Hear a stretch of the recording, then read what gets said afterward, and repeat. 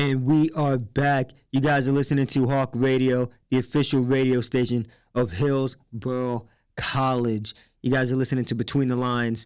Now, I know it's earlier than our usual time, 2 o'clock, but we thought we'd start a little earlier today because a lot of us got stuff to do tonight. We got parties, we got all that kind of stuff for graduation, so we're going to get it going a little bit early for you guys. We got a great show coming up for you guys today. We got the Boston Red Sox fired about 5 coaches last weekend. The Phillies fired their manager. LeBron James made some comments on the GOAT debate. And not only that, Simmons, the safety from Denver, has officially announced his retirement after 9 NFL seasons. He will retire as a Denver Bronco. We got all that and more coming up during today's show, so make sure you guys stick around.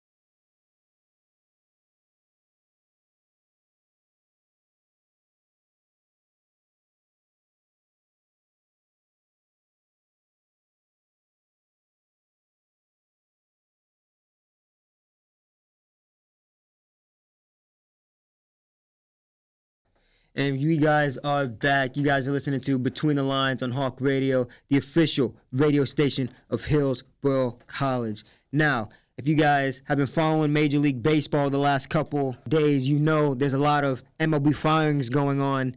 The Boston Red Sox last weekend fired 5 of their coaches.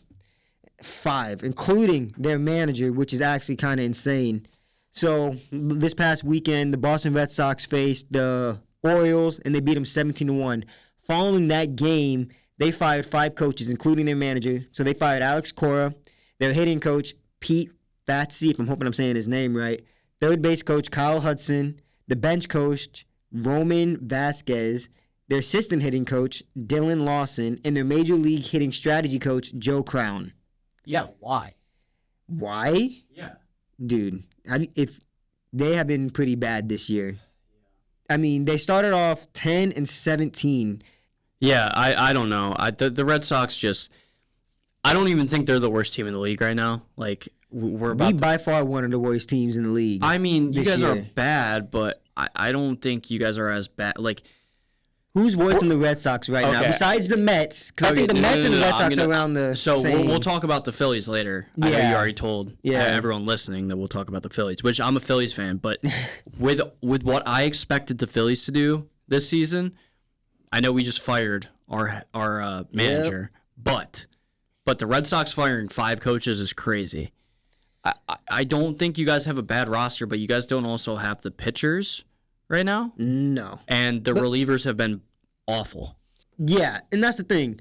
Our pitching, we went out and spent all this money on pitching, and we have one of the worst. Brian Bale is 1-4. Garrett Crochet just hit the IL. Yeah. Sonny hasn't panned out. Ranger Suarez hasn't panned out. I get it. He had a good game last outing.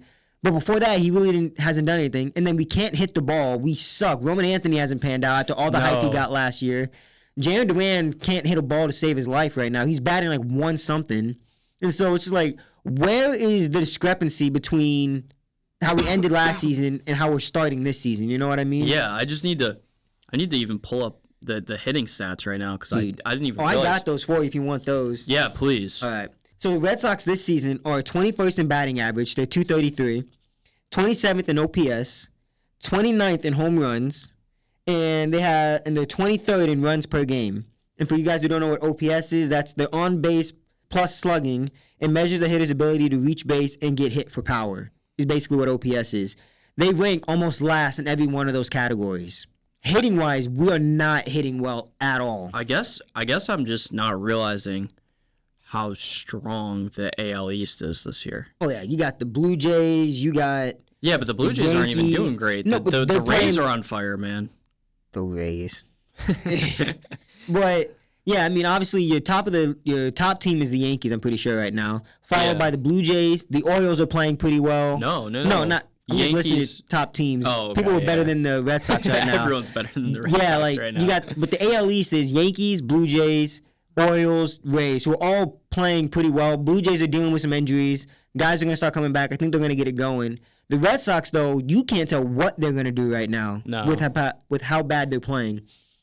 So they started season 10-17, like we said. This is the first time the Red Sox have let go of a manager in season since 2001 when they let go of Jimmy Williams, which, when you think about who they let go, which is Alex Cora, right? Alex Cora won the 2018 World Series with the Boston Red Sox, and he's always been a staple. He's going to be loved in Boston, but ultimately, at the end of the day, you have to win.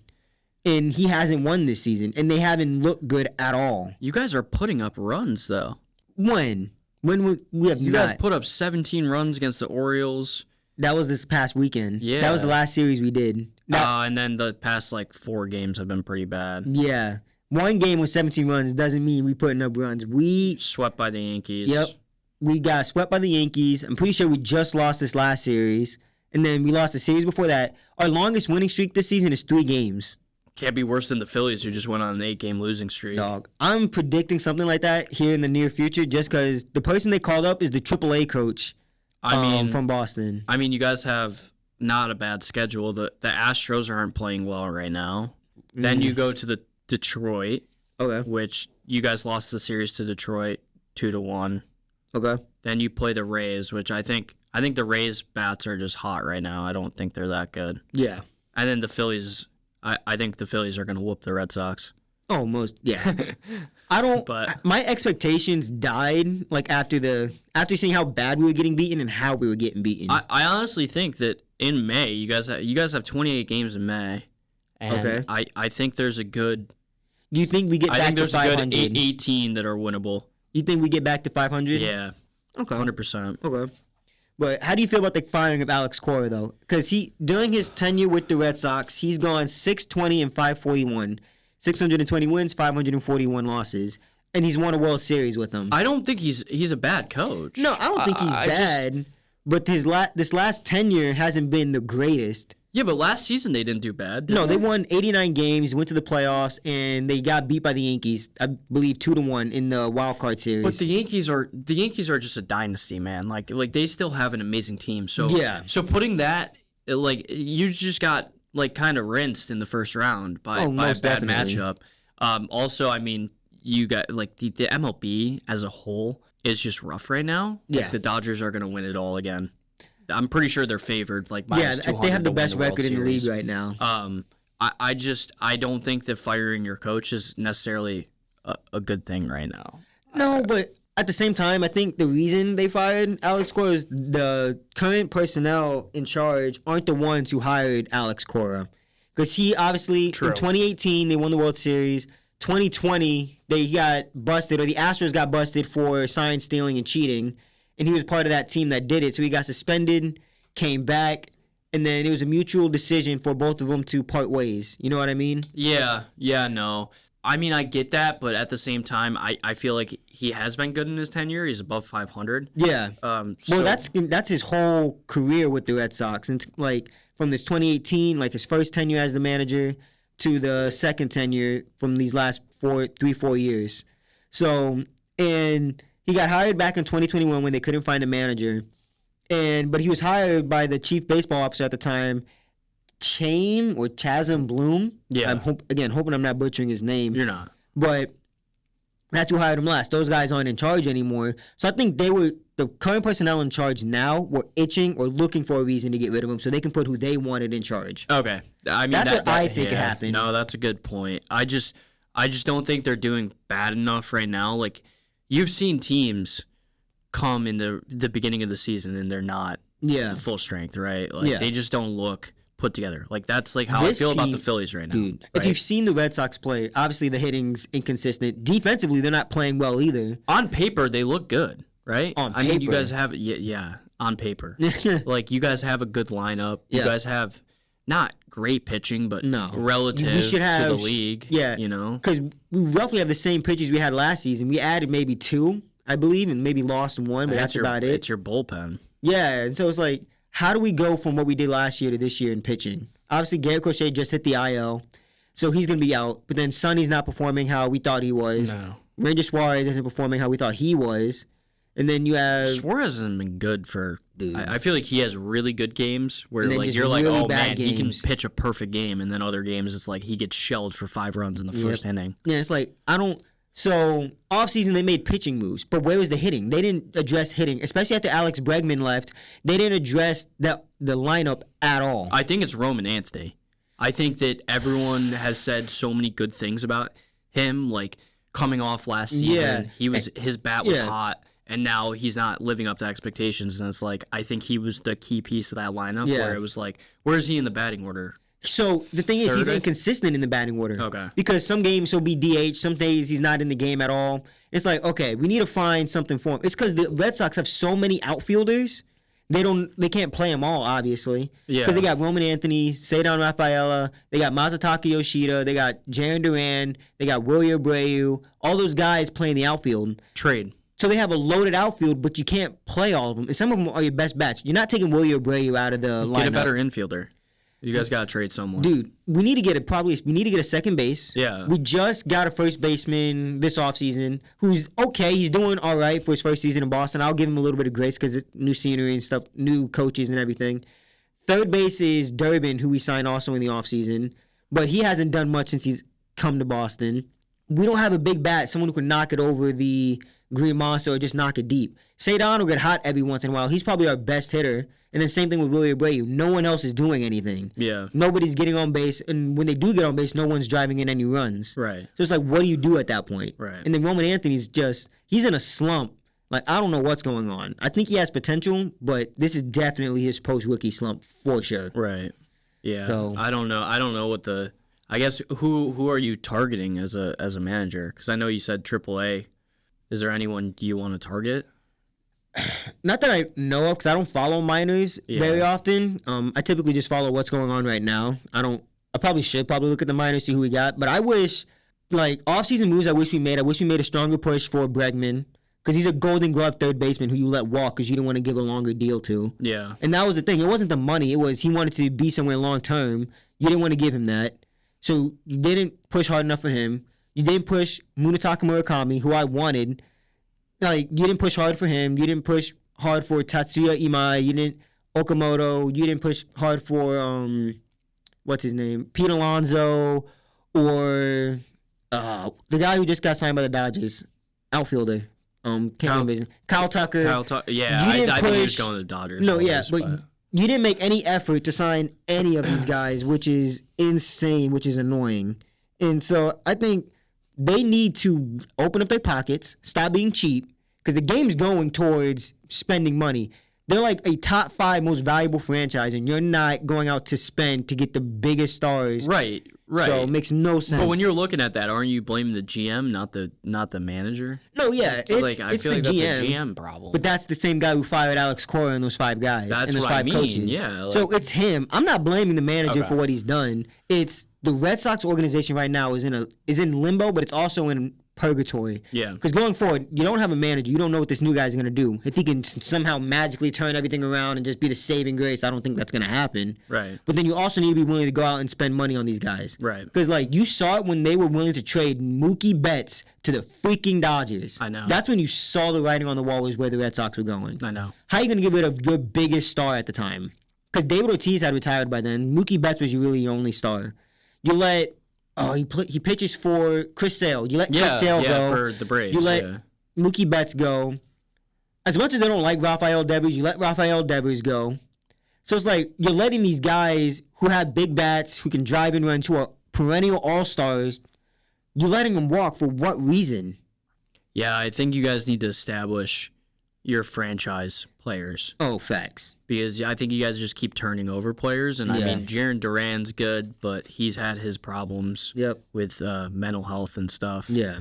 Sorry to hear that, but like you guys need some players that are going to stay long term. Yeah, well, that was a little rant. That's my little rant on the Boston Red Sox and where they're going right now. Make sure you guys stay right here after the break. We got LeBron's comments on the GOAT debate coming up right after this. It's going to be a good debate. Make sure you guys stay right here.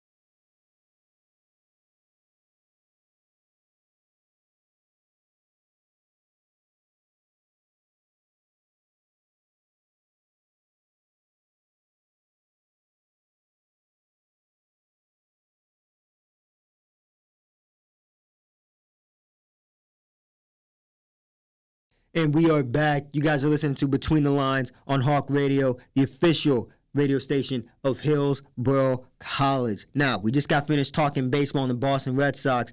Now we're going to talk LeBron James and his recent comments on the GOAT debate. Now, for you guys who don't know what GOAT means, it's an acronym for the greatest of all time. Now, this past weekend, after a game, someone asked him, I'm guessing, about the GOAT debate and how he feels about it. And LeBron's comment says, I have never compared myself to Jordan. I have been a point forward my whole life. I have always looked for the pass. MJ kind of looked for the shot. Not kind of, he did. He looked for the shot. Now, how do you feel about his comments and his opinion on the GOAT debate? I mean, he just basically was saying that you're both great basketball players, right? No, yeah. I think that he's just being humble about it, and I don't think he really wants to bring that controversy out because there's two things, right? You have the greatest of all time in terms of winning. Yep. And you have greatest of all time in terms of stats and ability. Yep. And I think LeBron is the best, and his ability and stats. He's longevity wise, 23 years in the league is crazy for an NBA player. You putting your body through that for 23 years is crazy. That's more than half your life. Yeah, and when we talk about the comparisons, obviously LeBron is 6'9", 250 pounds, while Jordan is 6'6", 200 pounds. So there's a 50-pound difference and a height difference, obviously, there. But when you talk about them, it's hard to debate them, one, because they played in two different eras, two different generations. Jordan played in an era where it was a lot more... Jordan played in an era that was a lot more physical, a lot more people would try and take you out going to the rim. But also the defense was different. You had to play one-on-one, or you had to be committed to a guy, which would leave another guy open. LeBron plays in an era where you have a zone defense, so guys are able to play off their guy a little bit more and obviously space out a little bit. Two different eras, so many different rules. You can't really compare the two. So, in my opinion, to your point, there's the GOAT of winning, there's a GOAT of stats, longevity, and stuff like that. If you're breaking it down that way, you can't really compare anyone to Jordan in terms of winning, because he is such a winner. But when you talk about that, then you got to bring up Bill Russell. You got to bring up, not Hakeem Olajuwon, Kareem Abdul-Jabbar. You got to bring those guys up if you're talking winning.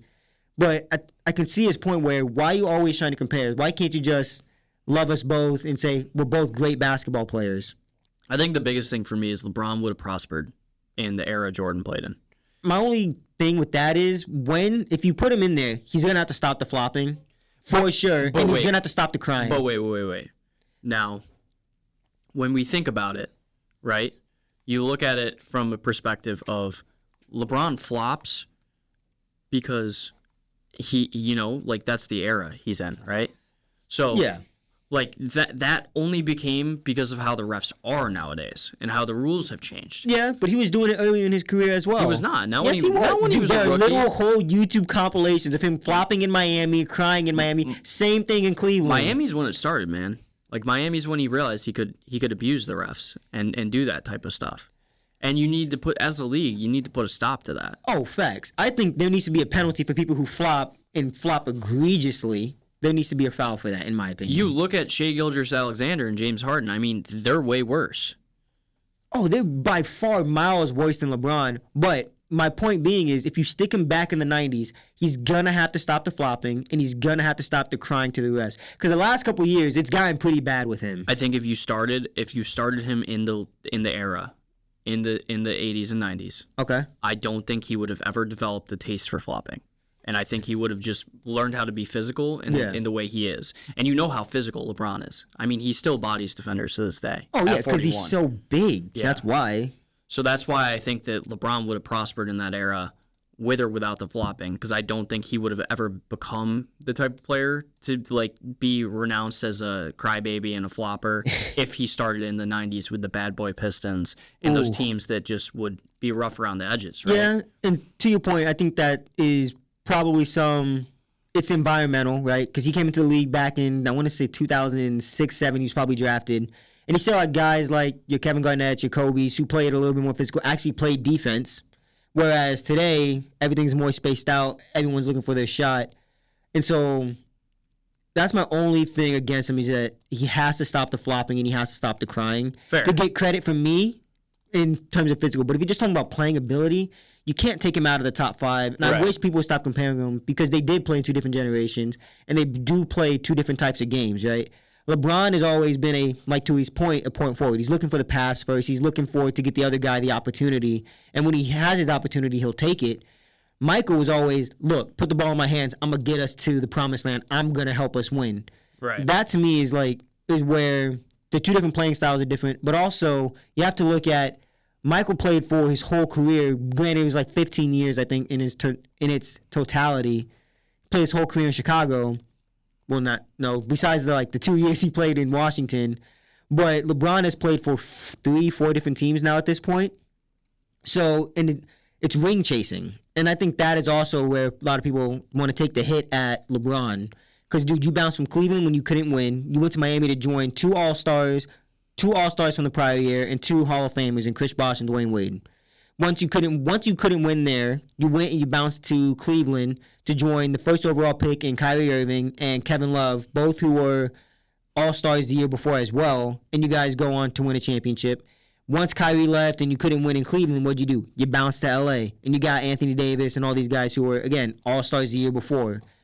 And so it's like, dude, you can't bounce from team to team and ring chase and expect to be held at this such high regard as a player. Right. You know what I mean? Because that's always going to affect your legacy, is when you purposely leave a team once you're not winning and go join other All-Stars. Right. But also, I think if you insert the Bulls and MJ's team into the modern era, I don't think they win as many championships. Oh, I think they win plenty. No. Because which Bulls team? You talking about from the first three-peat or the second three-peat? Either one. I think if you take the second three-peat team, which is Rodman, Pippen, and Jordan, Ron Harper, I think, was on that team as well. Yeah. I think, and Steve Kerr.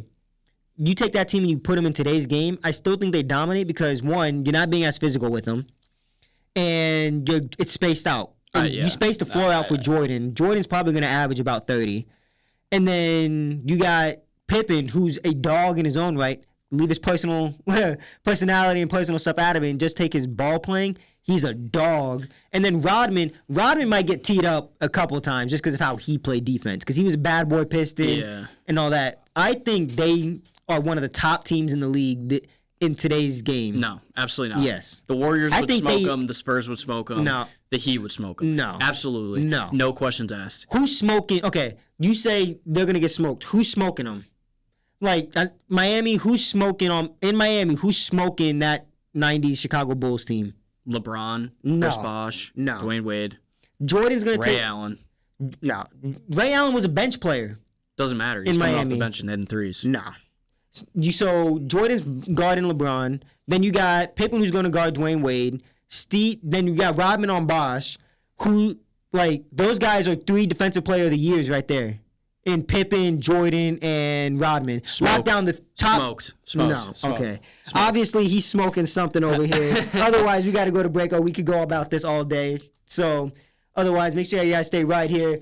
We got more coming up. We got the Phillies firing their manager, and a lot of controversy with that. But make sure you guys stay right here because we got that coming up after this break.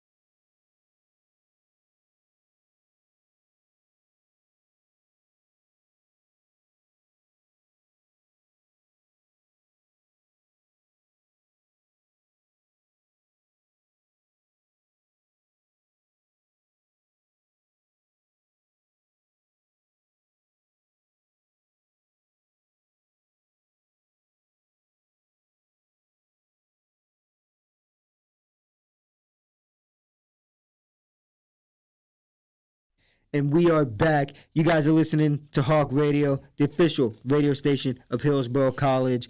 Now, Rob Thompson, the former Phillies manager, was fired this past Tuesday, I believe. And so the Phillies started 9-19 this season. How do you feel about them firing Rob Thompson? He's been bad. This season or just over his tenure? No, I think he's been good over his tenure. Okay. I mean, they've been playoff teams. They've had chances. We added Adolis Garcia, which was a huge acquisition for us. Our pitching isn't great, but I do think we just need a change. And I think that firing the manager, not like the Red Sox firing 5 different coaches, but firing the manager and recognizing that, yes, we made acquisitions in the offseason to be a better team, to make a playoff run, to compete with teams like the Dodgers, which I believe we have the roster to, potentially. You just don't have the coaching. Yes. Well, okay, so you had the players last season, and they got swept. I don't want to say they got swept by the Dodgers, but they got beat by the Dodgers, I think. What was the series? 3-2 still? Or 3-1? Whatever the series number was. They changed the series, like length of series for almost every year. But whatever the series was, they beat them, I think, by 3-1, 3-2, or whatever the series numbers was. And they come into this year, they won the NL back in 22 under Rob Thompson. They come into this season, you got almost the same players, but your players aren't playing as well. Do you still chalk that up to bad managing or bad coaching? The players not playing well? Or is that more of a player thing? I think maybe it needs to be lineup changes or certain pitchers going out at certain times or just certain roster organization that needs to change because, I mean, I think we have Schwarber leading off. Yeah, I think so too. Just because of what he did last year. I think Schwarber needs to be batting third. Okay. I think Trey Turner leading off, Bryce Harper second, Schwarber third, which I've seen in the past, so I don't know how. I haven't really been watching a lot of MLB, studying for finals, and school's been rough right now. But school's rough for everybody. So I don't know. I know, but I don't know what exactly the batting order is. But I think that something needs to change because we're just not getting hits. And our bullpen's been awful. We've been losing in the late stretches of games. Jesus Luzardo's been getting shelled. What? No, I'm trying to remember who Jesus Luzardo is. He's one of our starting pitchers. Thank you. I don't know. We have that rookie pitcher. Which one? I think Painter. Oh, okay. Yeah. The Phillies the expectations for them coming into this season were high, and they have not met those expectations. Like the Red Sox, they haven't met them. Because the Phillies made it all the way to, I want to say, the NLDS? The NLDS, I believe it was, the National League Division Series. And they got eliminated by the Dodgers. I want to say 3-2 because the series was a 5-game series. They came close, but they couldn't get the job done. So coming out for that, you would expect them to make another playoff run, another playoff push with the same guys because they pretty much re-signed almost everybody except Ranger Suarez left, obviously, to Boston, which, thank you. But, so obviously, I think they lost maybe 1 or 2 players, but it's almost the same exact roster that went to the NLDS last year. Rob Thompson, after winning the NL back in 22, they haven't made it back to the Fall Classic since then, or under him. So, what do you think the Phillies do going forward, like manager-wise and coaching-wise? I don't even know what the right answer is right now. I think that they find an amazing coach. Okay. Obvious answer. And we go on a winning streak. That's my goal. Do you think they're able to turn it around this year? Being 9-19, do you think they're able to turn it around and still make the playoffs? Yes. Absolutely. So? Yeah. I think we have the bats. I just think we need to use it in the right way. They just got to get hot is what you're saying. If we get hot, I don't think there's any turning back. I definitely, when I was looking at the Phillies this season coming in, I was like, we're going to be better than last year. Okay. I know that we lost a couple pitchers like Suarez. Yep. And that hurts. But when I was looking at the season, I was like, I think we're going to be a top NL team. Okay. Yeah. There was a lot of expectations. Obviously the Mets, and we saw what the Mets have done. Red Sox, Phillies. Like, a lot of the teams who made the playoffs last year had high expectations. Coming into this year, it's like, what's going on? Yeah. Obviously, you have the ABS system now in place, so that's probably affecting a lot of pitch counts, a lot of strikes, balls. People who don't strike out a lot are now striking out more than usual. There's a lot of things that are going into play. Obviously, umpires are now being a little bit more testy because players are challenging their calls and they're being made to look like fools. Yeah. So, I mean, there's probably some of that going on. A lot of people adjusting to the ABS system, new lineups, new players. But I don't know what went wrong with Philly coming into this season. You had the lineup. You had a manager who's proven himself. I don't know what changed during the offseason where Philly just cannot get it going yet. And it might be a manager issue. Maybe it was time for a new, fresh voice in the locker room to help lead this team. Question is, who's that manager going to be? I think that's the thing. I have no idea. I don't have any thoughts on that. I haven't done enough research on potential managers. Just like you don't know who's going to be the new Red Sox manager. Well, so. the Red Sox manager was the AAA coach they called up from. But is he going to be long term? I think it's just this season, interim, just to get it to the end of the season, and then they're going to try and go out and get people. Yeah. So I don't know. I don't know what the best move for the Phillies manager is. I'm excited to see. So I don't know if you heard about this, but did you see that when the Phillies fired Rob Thompson, they tried to go and hire Alex Cora? Really? They did, and Alex Cora said no. Why? I have no clue. Probably because he maybe wants to take a break from managing. Okay. But he told the Phillies no. That's shocking to me. If Alex Cora joined the Phillies, what do you think? What do you think the Phillies would have done? I think we would have went on. I think we would have been hot. Okay. I think he would. I think he's a good manager. Oh, he's a phenomenal manager. I just think maybe, it was time for a change in Boston. But then, if he goes to Philly, I think Philly would have gotten straight. They definitely that's what I'm would've- saying. Like I think that would have been a good acquisition piece for us. Like him being our manager would have probably turned things around. Yeah, and I just think it's a case of you guys need to get hot, not you guys are bad or terrible. Because obviously Philly has the players, they have the lineup, they have the pitching. String wins together, man.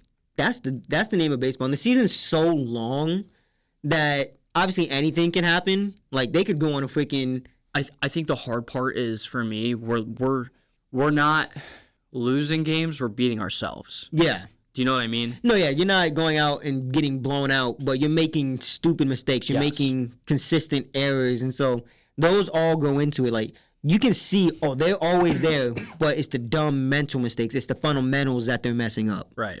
Yeah. And I think that's the case with any of the teams right now who had those high expectations have just come crashing down. I think it's a fundamental thing, and they're beating themselves.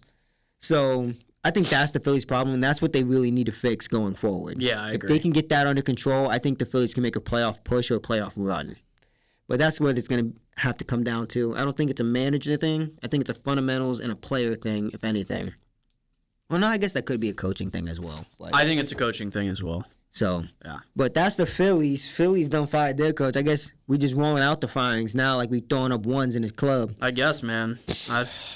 Everyone's getting fired. Hey, managers are not managers. Personnel managers? Personnel managers are throwing out not pink slips. Is that what it's called when you fire someone, a pink slip? I think so. Or firing slip, whatever it's called. You talking about GMs? Yeah, whatever they're called. They're handing out those slips like they're throwing ones up in the club. Now, make sure you guys stay right here because after the break, we're going to talk to Justin Simmons, who has decided to retire after 9 seasons, but he'll retire as a Bronco. We're going to talk about his legacy on the game and what can you expect when he retires. Make sure you guys stay right here. We got that coming up after the break.